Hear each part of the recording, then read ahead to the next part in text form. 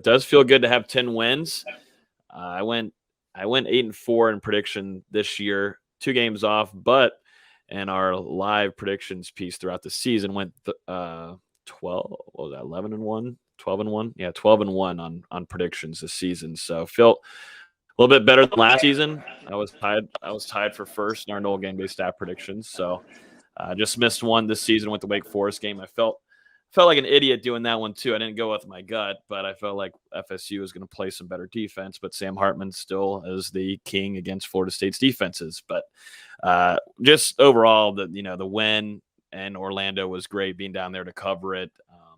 Brent Venables, being around him quite a bit. Great man. I'm wishing him the best. You can tell that he and Magnerville getting along very well, but I think it's just going to take a little bit of time there in Oklahoma. They've got the talent that they're bringing in, and it was good to be around him. But to see that game on Thursday night to what it was, I think it was a little bit different than how we were projecting it to be with Oklahoma coming to play. I mean, I was very impressed with how the Sooners competed.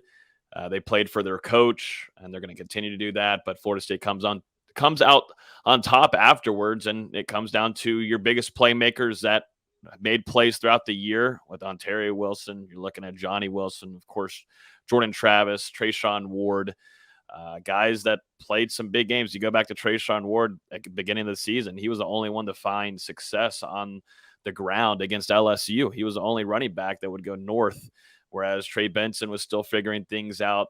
And then looking at Lawrence Toafili, Trayshawn Ward, where's your guy in that LSU primetime matchup in New Orleans? And he does that again against Oklahoma to finish off the season. Just a lot of really cool storylines to go through this game. But, Johnny Wilson's one-handed catch is absolutely ridiculous. He had a drop earlier in the game. It's all about response with this team and how, Mike Norvell praises this team on responding, but out of nowhere, a one-handed grab that ended up being kind of the sealer for Florida State to go down the field and score. And Ryan Fitzgerald, the end all be all. This is the best part of it all to end off the 2022 season.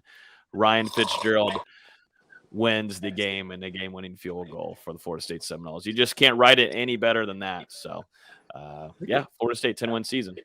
Jason, well, that's our hour episode. I love it. Pulled a big game, Jay Coleman, right there. We love you, man. Jesus.